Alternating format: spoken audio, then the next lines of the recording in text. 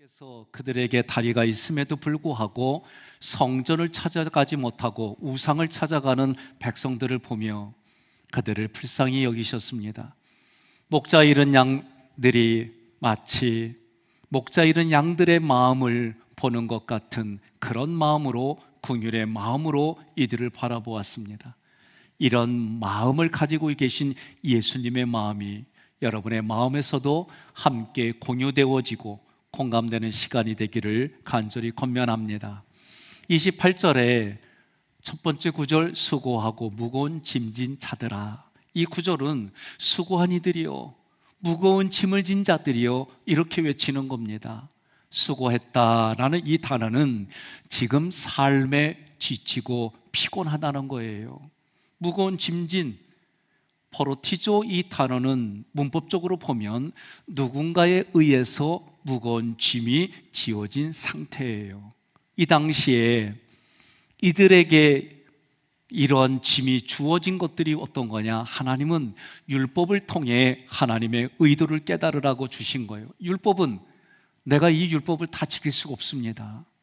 율법을 다 지킬 수 없기 때문에 이 율법이 나를 판단하는 것은 나는 죽을 수밖에 없는 존재입니다. 이 율법의 기능을 주셨지만 오히려 종교 지도자들을 통해 이 율법을 지킬 수 있다, 율법을 다 지켜서 구원받을 수 있다, 이렇게 자기 오류에 빠지게 했어요. 결국 수고하고 무거운 짐을 진 자들이, 수고하고 무거운 짐은 한마디로 말하면 율법주의입니다. 두 번째 구절에 다 내게로 오라, 내가 너희를 쉬게 하리라. 지난 한 주간에 한 열흘 정도 저도 자가 격리를 했습니다. 확진이 됐습니다. 처음에는 괜찮더니 4일쯤 되니까 목소리도 안 나오고, 잠을 자다가 나도 모르게 침을 삼키면 놀래가지고 깨는 그런 하루도 겪었습니다. 겪어보니까 노약자들이나 어린아이들에겐 힘이 들 수 있겠다. 그런데 제 마음에 처음에 몸이 불편해지고 마음이 불편해지니까 그래도 하나님의 뜻을 찾아야지, 이 생각보다는 어떤 놈한테 걸렸지 내가? 도대체 누구지? 이것저것 원인, 경과, 결과를 고민하고 이런 내가 금방 올라오는 거예요. 누굴 것 같아?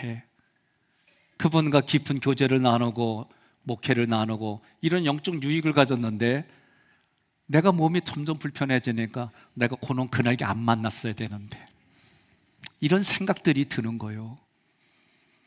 여러분들에게 선포하고 훈련했던 것처럼 세 줄을 길을 마음에 써가고 고민하고 마음의 생각들을 쓰는 겁니다. 그리고 나서 유익을 찾는 거예요. 감사를 찾는 거예요. 그러면서 이제 내가 누구를 만나도 이것 때문에 고민하는 일은 사라졌다고 생각이 드는 거예요. 그러면서 더 유익을 찾아보니까 내가 이제 내 몸에 항체가 생겼구나. 여기까지는 좋아요. 이제 노심초사하고 조심하며 했지만 아내하고 두 아들이 확진이 되었어요. 둘째가 저한테 아빠가 확진자 원인 제공이야. 말은 맞는데 서운해요. 그리고 참 미안한 마음이 들고, 아우, 그냥 혼자 다른 데서 있었을까, 뭐 별의별 생각들이 또 올라오면서도 불편한 게 올라오는 거예요. 또 여기서도 훈련을 한 대로 또다시 마음관리를 하는 겁니다. 그리고 마지막엔 하나님의 뜻이 무엇일까, 이 고민까지 열흘 정도의 시간들이 걸렸어요. 저는 그것이 내게 수고하고 무거운 짐을 진 거였어요. 하나님의 의도보다는 내 생각, 관계에서 일어나는 일들이 우선시되온 율법주의와 같은 판단들이 내 안에서 올라오는 거예요. 그런 상황들에 있는 모든 사람들에게 예수님이 두 번째 구절 얘기하는 겁니다. 다 내게로 오라, 내가 너희를 쉬게 하리라. 오라, 이 말씀은 와도 되고 안 와도 된다는 얘기가 아니에요. 강력한 권면입니다. 강력하게 권유하는 건 명령하는 거예요. 내게로 오라, 오라, 오라는 거예요. 이거는 과거로부터 지금까지 율법에 눌린 모든 이들 누구나 다 구원해 주시겠다는 목적을 가지고 있는 동사예요. 주님의 입장에서는 오라, 오라, 오라고 말씀하시지만 우리들의 입장에서는 마태복음 7장 후반부의 말씀처럼 예수님을 구하고 예수님을 찾고 생명이신 예수님의 문을 두드리는 것이 오늘 오라라고 하는 말씀에 포함되어 있는 거예요. 예수님께로 오라. 그리하면 예수님이 우리들을 쉬게 해주시겠다는 거예요. 쉬게 하리라. 아나파오. 과거로부터 지금 그리고 미래에 확실하게 예수님을 믿는 사람은 누구나 다 예수님의 안식을 주시겠다. 예수님은 율법에 눌린 자들을 다 구원해 주셨습니다. 죄의 종로를 살고 있는 이들은 누구나 다 예수를 그리스도로 구하고 찾고 두드리면 주시는 쉼, 구원을 우리에게 주셨습니다. 그것이 안식입니다. 오늘 본문에서는 그 안식을 쉼으로 표현되었어요. 이 모습은 십자가에서 이루어진 구속의 사건이에요. 십자가에서 나의 영적인 사망 진단서가 생명 진단서로 바뀌고 내 마음의 원망과 불평과 시기와 질투가 하나님의 말씀으로 소망이 있고 사랑이 넘치게 되어지고 내 육신의 질병을 예수님이 다 거둬가시고 예수님의 생명 살려주고 생명을 일으키는 모든 것으로 우리를 바꿔주신다는 거예요. 그것을 주시려고 오라, 나에게 오라, 나에게 오라라고 말씀하시는 거예요. 예수님의 생명이 내게 넘쳐서 그 생명으로 지금을 살아가는 우리가 된 줄로 믿으시기를 바랍니다. 지금 성경의 말씀은 지금 그리고 미래에 되어질 일들이 오늘 여러분과 저에게는 이미 과거에 이루어졌고 지금 내가 깨달아져가는 삶의 현장인 줄로 믿으시기를 바랍니다. 나는 예수님이 말씀하는 거 29절에 나는 마음이 온유하고 겸손하니. 온유한, 프라이스, 이 단어는요 헬라어 용법에서는 내가 가지고 있는 본능, 충동, 격동 이런 감정을 제어할 수 있는 훈련을 받은 인격자를 말하는 거예요. 히브리어 아나우의 역어예요. 가난하다는 거요, 내 마음인 내가 혼자 할 수 있다, 내 힘에 능력이 있다 이런 생각이 아니라 그런 생각이 없는 가난한 상태. 이것이 오늘 나는 마음이 온유하다라는 단어의 의미예요. 이 단어가 민수기 12장 3절에 쓰였어요. 함께 봉독합니다. 이 사람 모세는 온유함이 지면의 모든 사람보다 더하더라. 아멘. 사람의 품성으로 이 단어를 접근하면 안 됩니다. 왜? 모세는 그런 품성, 온유한 품성의 사람이 아니에요. 불같은 성정을 가졌어요. 하나님을 절대적으로 의존하는 단어입니다. 하나님의 말씀의 일관되게 언행을 보여준 사람에게 쓰여지는 단어예요.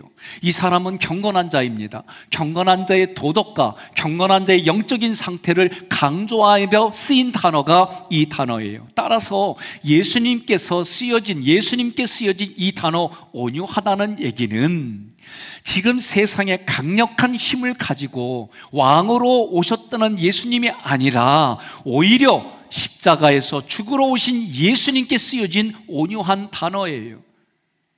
많은 사람들이 힘이 있는 강력한 왕을 원했지만 예수님은 하나님 말씀에 순종해서 죽기까지 순종한 모습이 온유하다라고 말하는 거예요. 예수님이 우리가 받아야 할 죄의 결과, 우리가 받아야 할 육신의 아픔, 마음의 고통, 이 모든 것들을 예수님이 다 받아가신 모습이 온유하다. 이 온유로 우리에게 주어지는 것은 쉼, 안식이다라고 말하는 거예요. 겸손하니, 이 단어는 하나님 말씀에, 하나님의 법에, 하나님의 율법에, 하나님의 규례에 자기의 행위를 일치시키는 순종을 말하는 거예요. 그래서 예수님을 빌립보서 2장에 예수님은 겸손하다라고 말하고 그 겸손한 내용을 보면 하나님이 인간의 몸을 입고 이 땅에 오셔서 죽기까지 순종한 예수님의 모습을 겸손하다라고 말하는 거예요. 29절 두 번째 구절, 나의 멍에를 메고 내게 배우라. 여러분, 멍에하면 생각나는 게 뭐요? 그랬더니 어떤 분이 대뜸 김수희 씨의 멍에가 생각이 납니다. 그럴 수 있어요. 저에게 멍에하면 생각나는 것은 어렸을 때의 시골에서 소에다가 소의 목과 어깨 사이에 이 멍에를 씌우는 것이 생각나는 거예요. 히브리인들에게 멍에는 두 마리의 소나 나귀가 짝을 져서 거기에 수레를 끌거나 또는 쟁기를 지게 하는 그런 가로로 얻는 막대기를 말해요. 두 마리의 동물이 한 짝이 되기 때문에 한결이, 이런 말로도 쓰여졌어요. 따라서 예수님이 나의 멍에를 메라라는 말은 예수님과 멍에를 함께 매자라는 뜻이에요. 이 당시에 두 마리의 소 중에 하나는 반드시 숙련된 소예요.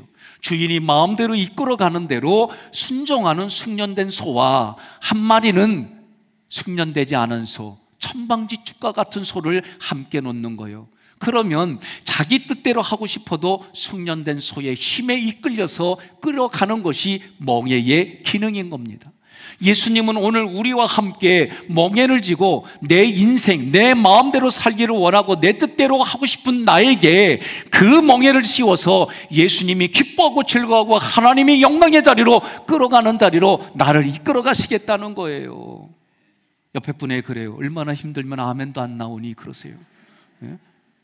이 멍에하면 대부분 다 고통, 이런 생각을 하는 거예요. 그러나 지금 예수님이 나의 멍에를 메라, 이 말은 예수님께 종속된 삶을 살아라, 배우라, 만다노, 이 단어는 예수님께 의도를 가지고 반복적으로 훈련받으라는 명령입니다. 다시 말하면 내 인생의 주도권인 내가 아니라 예수님입니다 라고 배우고 훈련받아서 예수님과 함께 살아가자, 그 얘기를 하는 거예요. 여러분, 요새 유명한 드라마가 하나가 있는데 25, 21 인생이라고 하는 드라마가 있어요. 역시 3부도 저의 마음을, 저의 예측을 비껴나가지 않아요. 여러분들은 오로지 예배드리고 찬양하고 기도하고 직장과 학교와 집하고 교회밖에 모르기 때문에 이런 말이 뭔 말인지 못 알아들으셔. 드라마가 있어요. 펜싱을 주제로 하는 드라마래요. 그런데 거기에 한 반에 남녀공학인데 한 반에 자기가 좋아하는 여자친구가 펜싱 대표예요. 두 사람이 펜싱 대표인데 둘 다 국사 시간에 책을 안 가지고 왔어요. 그러니까 국사 선생님이 아주 펜싱을 잘하는 그 여학생에게 아무리 펜싱 잘해도 내 시간에는 책을 안 가져오면 용서할 수가 없다. 교실 밖에 나가서 무릎 꿇고 손 들고 있으라고 그래요.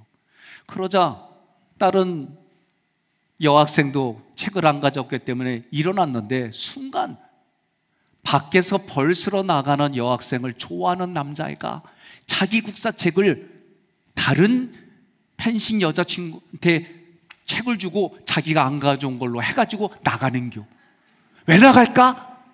그렇지, 그 여자 좋아해가지고, 너무 좋아해가지고 벌 쓰는 자리라도 자기는 기쁨으로 나가겠다는 거예요. 그리고 옆에 앉고 손들면서도 히히히덕거리고 웃고 있어. 그러면서 여자친구에게 물어봐. 여자 그 펜싱 대표 옆에서 벌 쓰는 사람의 마음이 어떤지 물어봐. 그러면 어떠해요? 마음이 기쁘고 즐겁고 입술이 째졌어. 웃는 분들은 이해가 되지요? 웃지 못하는 분들에게 좀 그 마음 좀 가르쳐 주세요. 그 모습 보면서 누가 보더라도 그 자리는 멍해의 자리예요. 누가 보더라도 그 자리는 고통의 자리예요. 누가 보더라도 그 자리는 벌 받는 자리예요. 그런데도 자원해서 그 자리에 그 멍해를 함께 쓰며 기쁘고 즐겁게 그 자리를 가는 거예요. 더군다나 그 여자애가 발목을 다쳐가지고 힘들어하는데 벌떡 일어나서 문을 열고 국사 선생님한테 얘가 지금 발목이 아프니까 다른 벌을 달라고 그래. 그러니까 국사 선생님이 하도 기가 막히고 감동이 돼가지고 네 멋대로 벌 쓰세요 그래. 야, 웃기고 재밌죠? 즐겁죠? 지금 나의 삶의 멍해가, 나의 삶의 고통이 지금 그런 자리로 함께 하시는 예수님을 기억하고 생각하라는 거예요. 나의 멍해를 메고 내게 배우라는 거예요. 29절의 세 번째 구절, 그리하면 너희 마음이 쉼을 얻으리니, 그리하면 우리 영혼이 쉼을 얻는다는 거예요. 쉼, 아나파우시스, 이 단어는 우리 영혼에 주시는 안식입니다. 안식의 개념은 어떤 거냐? 하나님이 원하는 상태예요. 이 원하는 상태가 어디일까? 창세기에서 보니까 하나님이 모든 우주 만물을 만드신 것이 하나님이 원하는 상태예요. 그래서 이것이 끝나고 그 다음 날을 안식하시니라, 다 이뤘다라고 표현한 거예요. 다 이뤘다, 안식을 완성의 개념으로 보면 창조의 완성을 우리는 누리는 거예요. 왜? 마지막 6일 때 창조되어졌을 때 우리는 창조되자마자 눈을 뜨는 게 안식이에요. 그래서 하나님이 다 이루신 것을 우리는 누리는 것이 안식의 시작이고 개념인 거예요. 그러니 여러분과 저는 그런 안식을 누릴 자격이 예수님 때문에 주어졌고, 안식을 누리지만 이 안식의 소중한 것을 모르는 아담과 하와가 뱀에게 유혹당해서 이 안식이 깨지는 거예요. 그래서 이 창조가 깨져버렸어요. 서로 역동의 일들이 역한 관계가 되어지는 현장이 생겼어요.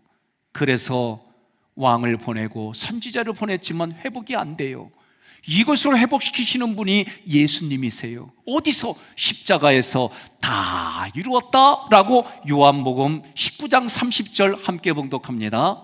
예수께서 신 포도주를 받으신 후에 이르시되 다 이루었다 하시고 머리를 숙이니 영원히 떠나가시니라. 아멘. 그 창조를 다시 완성하시고 구속에 완성시키시는 분이 예수님이시다. 이것이 오늘 여러분과 저의 안식의 출발점이에요.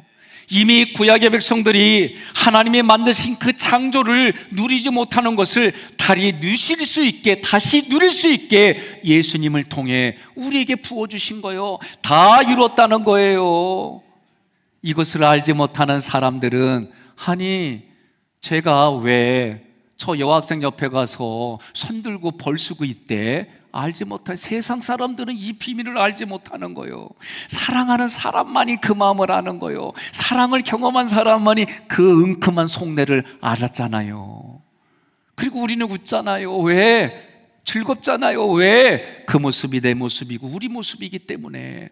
오늘 성경은 그렇게 깨어지고 그렇게 부서진 곳에 예수님이 오셔서 창조의 사역을 완성하고 구속을 완성시키신 그 자리에 오늘 우리를 이미 2000년 전에 불러주셔서 다 이뤘다라고 보는 거예요. 오늘까지도 내가 고통의 자리고 멍해의 자리인 줄 알았는데 예수님의 멍해를 매는 순간 그 기쁨과 즐거움이 눈이 열려져서 보여지는 현장이 오늘 여러분과 저의 현장이에요.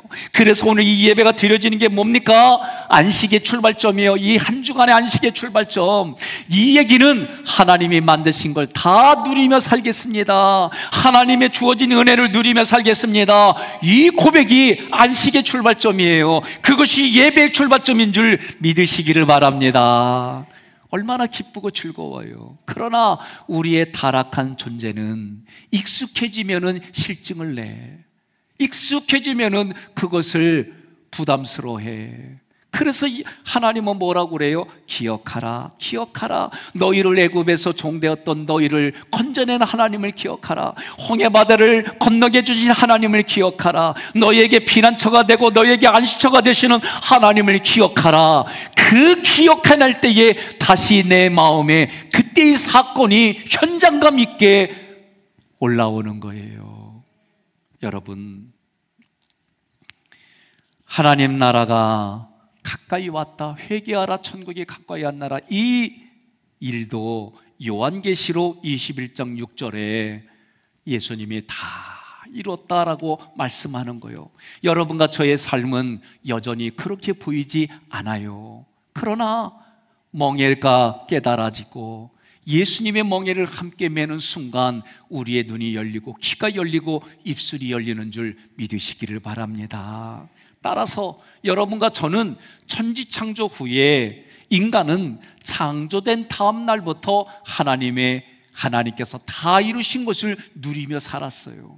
이것이 안식의 출발인 것처럼 지금을 살아가는 우리에게도 이 예배가 하나님이 만드신 모든 것을 다 누리며 살아간다, 하나님의 은혜를 누리며 살겠습니다 고백하는 현장이 되기를 바랍니다. 인간의 죄로 인해서 이 안식이 깨어진 것을 예수님이 오셔서 다시 회복시키시고 우리에게 누리게 해주셨다는 것이 구속의 완성이고, 하나님 나라가 내 마음에서 출발되어지는가 동시에 완성되어졌다라고 선포가 우리들 마음에 들려지기를 주님의 이름으로 축복합니다.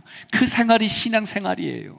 얻으리니, 예수님께로 오면 그 안식을 얻으리니. 휴리스코, 이 단어는 미래에, 지금 예수님이 하시는 말씀이 너희들 미래에 눈에 보이는 것처럼 실제로 얻어진다는 거예요. 그러니 우리들에게는 이미 오신 예수님 때문에 과거의 사건이 되어졌고, 과거의 사건들이 때로는 멍해라고 느껴질 때마다 그 멍해가 예수님과 함께하는 즐거움, 예수님과 동행하는 감사, 이런 것들을 경험하는 거예요. 하나님께 나아가는 방법이 5대 제사요, 그 하나님을 누리는 방법이 7대 절기요, 그 레이기를 저도 준비하고 있어요. 그래서 지금 내가 이 삶을 누리고 기뻐하고 살아가는 삶의 자리는 결국 내 마음에 어떤 가치관, 어떤 생각을, 어떤 관점을 심어주느냐에 따라서 그 자리가 천국이 되기도 하고 지옥이 되기도 하고 그러는 거예요. 옆에 분에게 여쭤보겠습니다. 지금의 삶이 천국이요, 천국이요 물어보세요. 뭐라고요? 천국이라고. 그런데도 한쪽에서 뭐라고 그래요? 뻥치고 있네. 이런 마음이 올라오거든 꾸짖으세요. 그런 마음이 올라오거든 자꾸 그 마음에 내 생각과 감정을 뺏기는 현장을 이기시기를 주님의 이름으로 선포합니다. 30절에 전반절, 이는 내 멍에는 쉽고, 이는 접속사예요. 왜냐하면, 쉽고, 이 단어는 온화한 즐거움의 뜻이에요. 예수님의 멍에는 선하고 온유하기 때문에 나는 내게 있어서 이 현장이, 이 상황이 즐겁다, 이 얘기예요. 예수님의 멍에가 뭡니까? 예수님과 동행하는 거예요. 여러분, 멍에는 내가 살아온 경험으로 접근하지 마세요. 하나님이 지금 예수님을 통해 주시는 말씀은 내 멍에는 쉽다, 예수님이 하시는 말씀이 내 멍에는 쉽다는 얘기는 그 예수님이 나를 그렇게 함께 이끌어 가주시겠다. 여러분, 이 좋아하는 감정이 생기면 벌 받는 자리도 즐겨하고 기뻐하고 그렇게 가는데, 우리의 영이 눈에 보이지 아니하는 그 현장을 예수님이 내가 너와 함께 누리며 살아가게 해주겠다는 그 마음에 감동이 되기를 바랍니다. 그래서 내 마음에 감사가 있고 기쁨 있고 즐거움이 있는 거예요. 그럼 이 현장이 어디에서 이루어져야 돼요? 부부 사이에, 부모와 자녀 사이에 이루어지는 거예요. 그리고 그 힘이 내가 만나는 사람에게까지 그 힘으로 흘러가는 거예요. 남자들에게는 너를 사랑하듯이 내 아내를, 내 이웃을 사랑하고, 아내에게는 하나님 경외하듯이 남편을 경외하고, 이 얘기들이 표현이 다르지 다 같은 원리예요. 30절의 두 번째 구절, 내 짐은 가벼움이니라 하시니라. 여러분, 28절에는 수고하고 무거운 짐이 나왔어요. 수고하고 무거운 짐은 율법주의예요. 하나님의 말씀을 통해서 깨닫는 것이 아니라 그 율법을 내 삶의 경험을 통해 하늘의 것을 땅의 것으로 바꾸어 버렸어요. 하나님의 말씀의 의도대로 들은 것이 아니라 내 생각, 감정대로 판단하고 그래서 사람을 정죄하는 일들이 생겼어요. 그러나 예수님의 짐은 복음입니다. 예수님이 지어진 짐은 복음이에요. 복음은 나에게 기쁜 소식이란 뜻이에요. 나에게 기쁜 소식은 나를 죄 가운데서 구원해 주시는 예수님의 은혜를 말해요. 이것이 하나님의 사랑이에요. 그래서 예수님의 짐이 가볍다라는 단어 엘라프로스는 가볍다라는 뜻도 있지만 견디기 쉽다라는 뜻이 있어요. 예수님의 복음을 들어야 여러분과 제가 살아가는 삶의 세상에서 견디기 쉽다라고 얘기를 해주시는 거예요. 우리가 견디기 어려워지면 어떤 생각이 듭니까? 극단적인 생각을 들어요. 자기 생각만 붙들어요. 나만 피해자라고 생각해요. 여러분, 저에게도 이거는 변함없이 생기는 일들이에요. 점점 몸이 불편해지고 목이 아프고 점점 힘들어지니까 도대체 누구한테서 옮겨졌을까? 그리고 생각하는 거는 이놈일까 저놈일까 요놈이구나. 그리고 원망과 시기가 이런 게 막 올라오는 거예요. 그러나 평상시대로 제가 선포하고 말씀한 대로 다시 내 마음을 붙잡는 거예요. 나에게 감사의 조건을 찾는 거예요. 나에게 유익을 찾는 거예요. 이런 상황 중에서도 감사를 찾고 유익을 찾다 보니까 이제는 누구를 만나도 내가 이런 바이러스 때문에 염려하고 고민할 이유가 사라진 거예요. 그러니 여러분도 그렇게 생각해 보세요. 또 한 가지는 더 우리 애들이 눈은 말은 사랑합니다라고 하는데 눈초리는 아빠 때문에 나중에 힘들어. 그런 눈초리로 보이는 거예요. 그런데도 어거지로 제가 얘기했어요. 아빠가 너희를 사랑해서 항체를 줬어. 그랬더니 애들이 맞는 말이긴 한데 아빠 미워 그러더라고. 그지요? 당연하지요. 그런데도 또 찾아보는 거예요. 그래도 또 찾아보는 거예요. 그래도 또 찾는 걸 뭘로? 하나님의 그 멍에, 예수님의 멍에를 함께 매니까 거기서 오는 유익과 기쁨과 즐거움이 오히려 내가 매지 않았을 때보다 느끼는 일들로 또다시 고민하고 생각되어지는 거예요. 제가 걸려보니까 안 걸리는 게 좋아요. 어린아이들하고 노약자들은 좀 힘들겠다. 가래를 뱉어내기 어려우면 참 목에 걸렁걸렁 쉽지 않은 부분도 있고 목소리도 안 나오고 음식을 먹어도 음식 맛이 잘 못 느껴지는 이런 일들도 겪어보니까 안 겪으면 좋겠다. 그러나 겪으면 우리가 훈련받은 대로 유익을 찾아내고 하나님의 뜻, 도대체 더 이상 생각이 안 되거든. 하나님의 뜻은 어디에 있을까? 그렇게 고민해 보세요. 참 이 고민이 나 혼자 하기가 아까웠는지 모든 교육자들 중에 김성건 전도사만 빼고 다 걸렸어.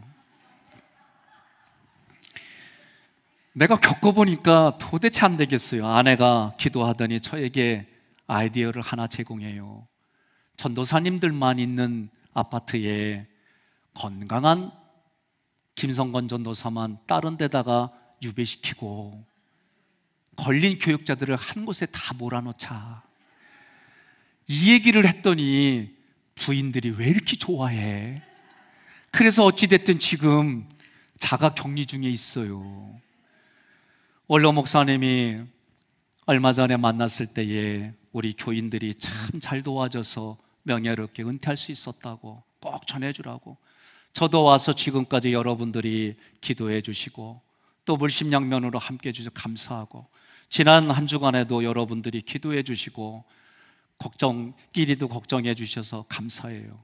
이번 한 주간도 부교역자들이 그 마음에 여러분의 사랑을 경험할 수 있도록 기도해 주시고 또 꼭 전해 주실 거 있으면 저희 사무실을 통해서 해주시면 고맙겠어요. 제가 김성건 전사 이 얘기를 하는 중에 그래요. 목사님, 첫 번 만남에 면접 볼 때 기억하세요? 그래서 기억 안 나. 그래서 뭘 기억해? 그랬더니 나보고 건강하냐고 물어봤대. 그랬더니 그 건강한 대답은 오늘 이렇게 보여드립니다 그러는 거예요. 참 제가 고맙고도 감사해요. 서로 어떤 표현을 하느냐에 따라 짜증내고 원망 있고 서로 불편한 현장이 될 수 있는데 서로 얘기를 하고 한마디 하더라도 서로의 마음의 짐을 벗어주려고 하고, 오늘도 전화했더니 목소리가 다 쉬어가지고 얘기를 해요. 그러면서도 기도하고 있습니다. 목사님, 우리 교우들도 이런 일들이 걸린다는데 저희들 여기서도 중보 기도합니다. 그래서 제가 그랬어요. 역시 목사는 다르다. 옆에 분한테 인사합시다. 역시 당신은 달라. 여러분, 이 가볍다라는 것은 견디기 쉽다는 거예요. 자기의 생각이 중심이 되면 견디기 어렵습니다. 그러나 오늘 예수님의 짐이 나에게는 가볍게, 그래서 생각을 바꿔주고, 그 생각을, 무거운 짐을 가볍게 바꿔주고, 감정도 무거운 감정을 가벼운 감정으로 바꿔주고, 그래서 예배도 오늘 하나님의 은혜를 누리고 시작하는 출발점입니다, 이렇게 생각하고 예배를 드리는 것과, 이런 근심 염려, 내가 오늘도 이 율법으로 예배를 드려야 되는 무거운 짐들이 가벼워져서 여러분들의 삶의 봉사가, 여러분들의 삶의 헌신과 충성이 하나님의 은혜로 다시 내 안에 생성이 되어지고 틀이 되어져서 다른 이들에게 선한 영향력이 흘러가는 현장이 되기를 바랍니다. 예수님의 짐은 가볍습니다. 예수님의 생각은, 예수님의 말씀은 세상을 견디기 쉽게 해줍니다. 나를 죄악에서 끌어내고 일으켜 세우는데 쉽게 해주십니다. 그 예수님의 그 안식이 내게 안식이 되어지면 우리는 회복이 되어지고 재창조되어지는 현장을 살아갑니다. 그 현장이 우리에게는 이미 과거 2000년 전에 이미 선포되어졌고, 우리가 예수님과 멍에를 함께 매므로 그것이 보여지고 깨달아지는 기쁨과 감사가 넘치는 우리들의 현장인 줄로 믿습니다.